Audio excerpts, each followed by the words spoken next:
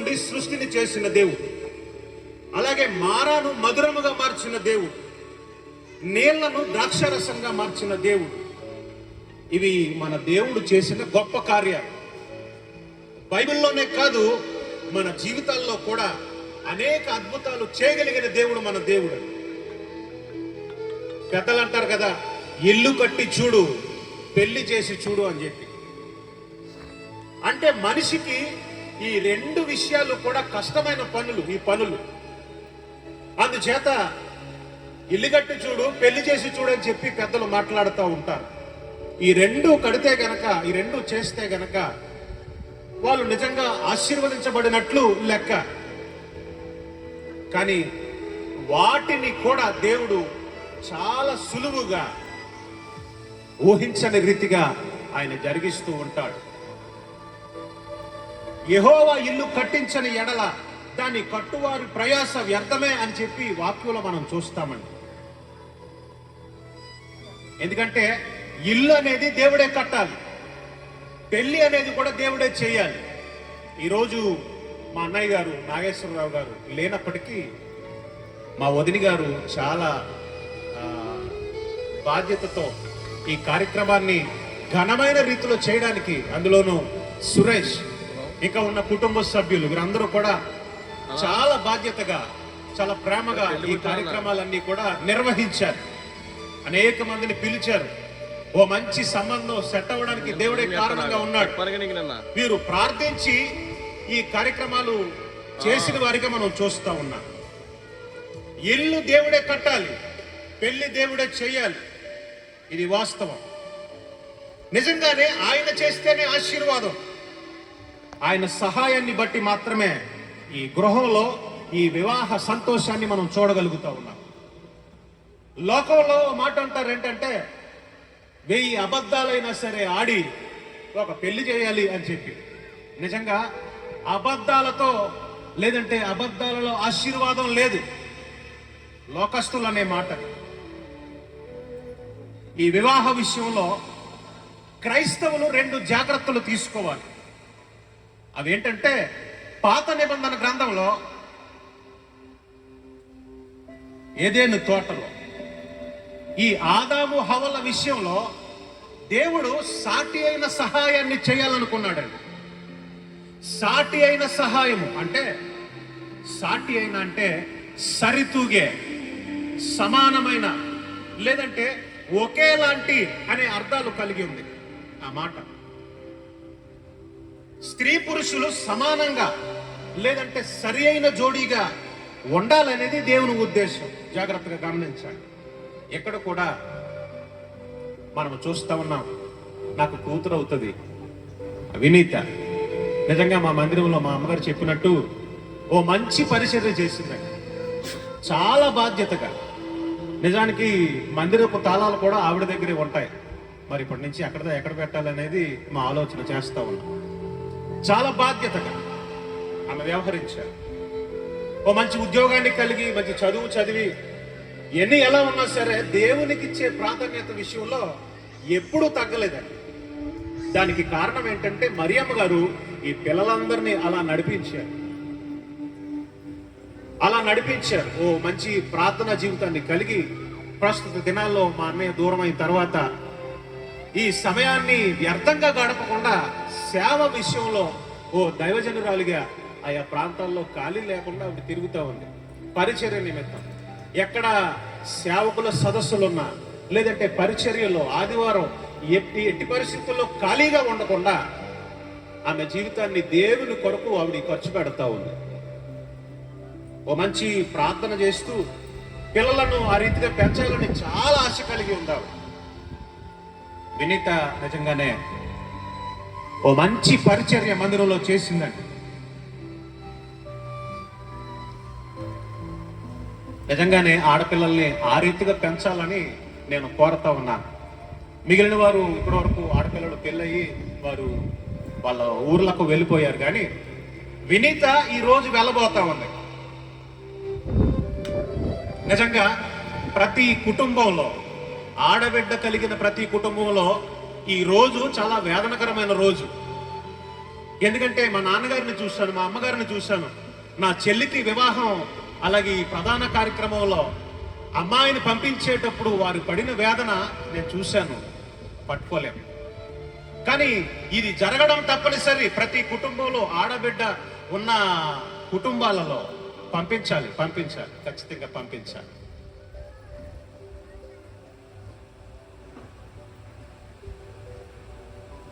ఇది ఒక వేదనకరమైన పరిస్థితి. అయినప్పటికీ వాళ్ళు ఆశీర్వాదంగా ఉండాలని మనం ఆశపడి వారిని పంపిస్తాం. ఈరోజు వినిత కొరకే ప్రతిరోజు దేవుని మాటని నేను పంపిస్తాను మా సంఘానికి.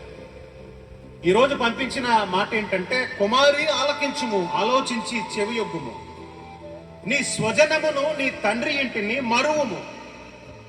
ఈ రాజు నీ ప్రభువు, అతడు నీ సౌందర్యమును కోరినవాడు, అతనికి నమస్కరించుము అని చెప్పి ఓ మాట వాక్యంగా నేను పంపించానండి. వాస్తవానికి ఈరోజు కొంత బాధ కలిగినప్పటికీ మనమంతా చేయవలసిన పని ఏంటంటే, అమ్మా నీవు ఆశీర్వాదం కలిగి ఉండాలి, నీ ఆశీర్వాదం కొరకు మేము ప్రార్థన చేస్తాం అనే మాట మనం చెప్పగలగాలి. హృదయపూర్వకంగా ఆమెకు ప్రార్థన చేసి ఆశీర్వదించి మనం పంపించాలండి. లోకంలో మాట ఉంటుంది ఏంటంటే, కయ్యానికి బియ్యానికి సమఉజ్జీవులు ఉండాలంట. ఇది కూడా ఒకేలాంటి అనే భావాన్ని మనం చూపించడానికి మాట చెబుతా ఉన్నాను. ఒకేలాంటి భావాన్ని కలిగి ఉంటే వారి దాంపత్య జీవితం నిజంగా ఆశీర్వాదకరంగా ఉంటుందని వాక్యం సెలవిస్తూ ఉంది. మొట్టమొదటిగా పాత నిబంధన గ్రంథంలో ఉన్న ఈ సాటి అయిన అనే మాటను మనం ధ్యానం చేశాం. రెండవదిగా క్రొత్త నిబంధనలో మనం చూసినట్లయితే పౌలు భక్తుడు మాట్లాడుతూ ఉన్నాడు. ఏమనంటే, అవిశ్వాసికి విశ్వాసితో పాలెక్కడిది అని చెప్పి అంటూ ఉన్నాడు ఆయన. మనము దేవుణ్ణి ఎరిగిన వారిగా, దేవుణ్ణి తెలిసిన వారినే వివాహాలు చేసుకోవాలనేది దేవుని ఉద్దేశం, పౌలు గారి ఉద్దేశం. నిజంగా మా అల్లుడు గారు కూడా చాలా అందంగా ఉన్నారు. ఇద్దరు చాలా సంతోషంగా ఉండడం నేను చూశాను. ఒక్కసారి చూపించమ్మా మా అల్లుడు గారిని అంటే ఆ ఫోటో పెట్టింది. అందరికీ చూపించరాదు, నేను అడిగాను, పంపించింది, అందరూ చూపుతారు. చాలా సంతోషం, చాలా బాగున్నాడు. నిజంగా వారున్న ఆ పరిస్థితిని బట్టి నేను చూసి నేను ప్రార్థన చేశాను. వారు ఎంత అందంగా అయితే ఉన్నారో అంత అందంగా వారి జీవితాలు ఉండాలి ప్రభు అని చెప్పి ప్రార్థన చేశాను. ఆమె చెప్పండి ఒకసారి. అవిశ్వాసికి విశ్వాసితో పాలెక్కడది అని చెప్పి పౌలు భక్తుడు పలుకుతూ ఉన్నాడు. నిజంగా దేవుణ్ణి తెలియని వారిని, అన్యులను వివాహం చేసుకోవటం దేవుని చిత్తం కాదు. ఈ విషయాలు ఖచ్చితంగా ఆచరించాలనేది దేవుని వాక్యం తెలియజేస్తా ఉంది. ప్రధానము కొరకు మాట్లాడుకుంటూ బైబిల్ గ్రంథంలో మనం చూసినట్లయితే రెబ్కా ఆమె ఓ మంచి పనిమంతురాలుగా ఉందంట. ఏంటది చెప్పండి ఒకసారి. రెబ్కా పనిమంతురాలుగా ఉందంట. రెబ్కా గురించి ఏమో కానీ ఖచ్చితంగా వినీత గురించి చెప్తాను. ఓ మంచి పనిమంతురాలుగా, పని చేయడానికి సిగ్గుపడకుండా, ఇబ్బంది పడకుండా, ఎంత పని చెప్పినా చేయగలిగే ఓ మంచి సామర్థ్యం ఉందని నేను చెబుతా ఉన్నాను. ఇది సరదాగా చెప్పే మాటలు కాదు, నేను చూసిన దాన్ని బట్టి నేను పలుకుతా ఉన్నాను. బైబిల్ గ్రంథంలో రెబ్కా పనిమంతురాలుగా ఉందంటండి. ఏ కుటుంబంలో అయితే స్త్రీ పనిమంతురాలుగా ఉంటుందో నిజంగా కుటుంబం ఆశీర్వదించబడుతుంది. ఆమె అని చెప్పండి ఒకసారి.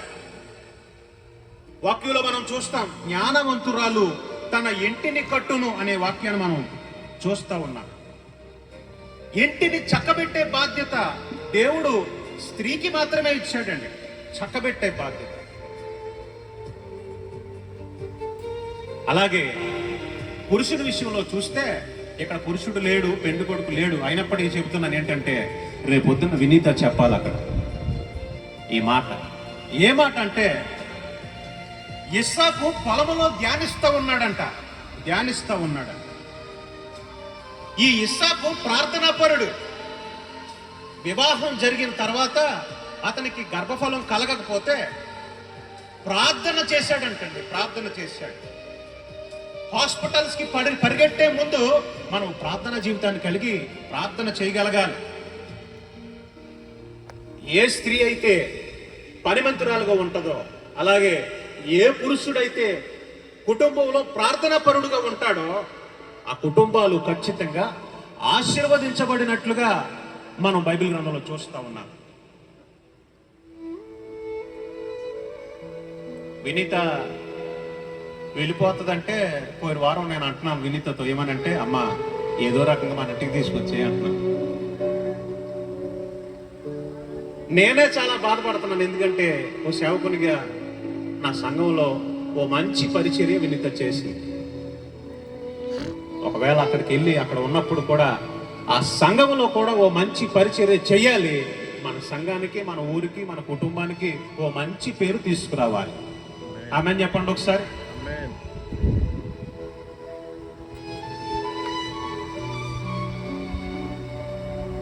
బైబిల్ ప్రకారం మనం చూసినట్లయితే నిశ్చితార్థం అయితే, మీరు చెప్పండి, నిశ్చితార్థం అయిపోతే సగం పెళ్ళి అయిపోయినట్లు అంటారు, కానీ బైబిల్ ప్రకారం నిశ్చితార్థం అయితే పూర్తి పెళ్ళి అయిపోయినట్లే. మీకు అవగాహన కోసం, మీకు అర్థమవటం కోసం మాట చెప్తాను. ఎందుకంటే ఆ మాట ఎందుకు అన్నానంటే, బైబిల్ గ్రంథం ప్రకారం నిశ్చితార్థం అయితే పూర్తి పెళ్ళి అయిపోయినట్లే.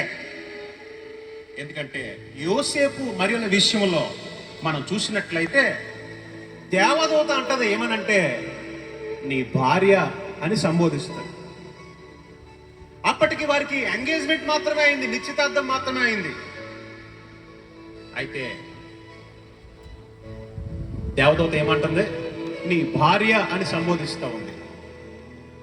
ఏదేమైనప్పటికీ ఈరోజు ఓ ఘనమైన రీతిలో ఈ కార్యక్రమాన్ని ఏర్పాటు చేశారు. నా కూతురు వినీత నిజంగా దీవించబడును గాక. దేవుడే ఆమెను, అలాగే బావగారు ఏమన్నా అల్లుడు గారు, వారిద్దరిని దేవుడు ఆశీర్వదించి దీవించును గాక. ఆమెను చెప్పండి ఒకసారి. సంతోషంగా ఆమెను చెప్పండి అమ్మాయ. చెప్పలేకపోతున్నాను, చాలా సంతోషం. చాలా వేదనతో మా వదిన గారు ఉంది. ఎందుకంటే వాస్తవానికి అన్నయ్య లేకుండా ఈ కుటుంబంలో జరిగే మొట్టమొదటి పెళ్ళి. చాలా బాధ. తండ్రి లేకపోయినప్పటికీ దేవుడు యజమానిగా పాలించాడు, అలాగే తండ్రిగా పోషించాడు, తల్లిగా ఆదరించాడు ఇప్పటి వరకు ఈ కుటుంబాన్ని. రానున్న దినాల్లో కూడా ఇంకా జరగాల్సిన కార్యాలన్నీ కూడా దేవుడే అత్యున్నతమైన రీతిలో, అద్భుతమైన రీతిలో ఆయన జరిగించునుగాక. దేవుడు నిజంగానే ఈ ఇద్దరి వధూవరులు ఆయన దీవించి ఆశీర్వదించి సమృద్ధినిచ్చి జ్ఞానముతో నింపి సమాధానముతో నెమ్మదితో ఆ కుటుంబాన్ని వర్ధిల్లింపజేయునుగాక. ఆమెను చెప్పండి ఒకసారి. ఒక చిన్న ప్రార్థన చేద్దాం.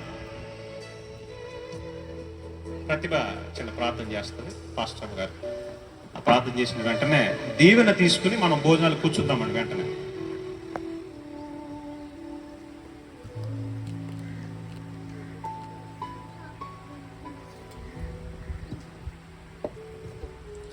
శాశ్వతమైన ప్రేమతో ప్రేమించున్న మా పరలోకపు తండ్రి, నీ ఘనమైన శ్రేష్టమైన ఉన్నతమైన నామమును బట్టి నీకు వేలాది స్తుతులు స్తోత్రాలు వందనాలు తండ్రి.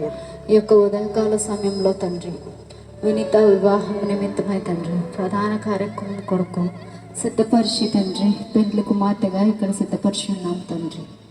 ఆయా ఏర్పాట్లన్నింటిలో కూడా మీరు ఎంతగానో సహాయం చేశారు తండ్రి. ఆయా ఇంకా జరుగుతున్నటువంటి వివాహ కార్యక్రమం విషయంలో కూడా మీరే ఘనంగా మర్యాదగా జరిగించండి. మీ దాసుని ద్వారా పలికిన మాటలు తండ్రి వారిరువురి జీవితంలో తండ్రి ఫలించడానికి మీరే కృప చూపించండి అయ్యా. నీకే వందనములు, నీకే వేలాది స్తుతులు స్తోత్రాలు వందనాలు తండ్రి. వారిరువురి జీవితంలో నీ యొక్క చిత్తాన్ని నెరవేర్చండి తండ్రి. వారిరువురు కూడా తండ్రి ఎంతోమందికి ఆశీర్వాదకరంగా ఉండులాగా మీరే కృప చూపించండి.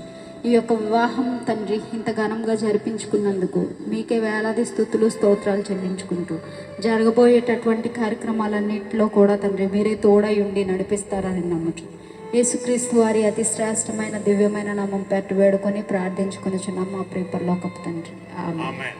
సృష్టికర్త అయిన దేవుని ప్రేమయు, రక్షణకర్త అయిన యేసుక్రీస్తు వారి కృపయు, ఆదరణకర్త అయిన పరిశుద్ధాత్మ దేవుని అన్యోన్య సహవాసము, సహాయము, కాపుదల, భద్రత ఈరోజు ప్రధానము చేత వివాహానికి సిద్ధపరచబడిన పెండ్లి కుమార్తె వినితకును, మనకును, సకల పరిశుద్ధులకును ఇప్పుడు ఎల్లప్పుడూ ఆయన కృప తోడయుండి నడిపించును గాక.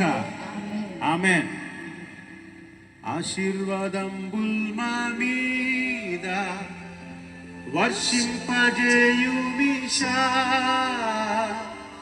ఆశతో నమ్మియున్నాము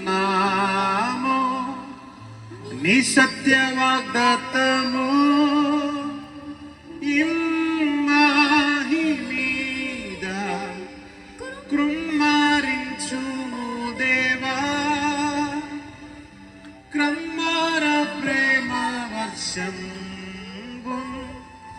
కృమ్మారించుము దేవా. ఆమేన్. దేవునికి స్తోత్రం. మీ అందరికి వందనాలు. భోజనాలు కూర్చోండి, భోజనాలు వడ్డిస్తే భోజనాలు చేద్దాం.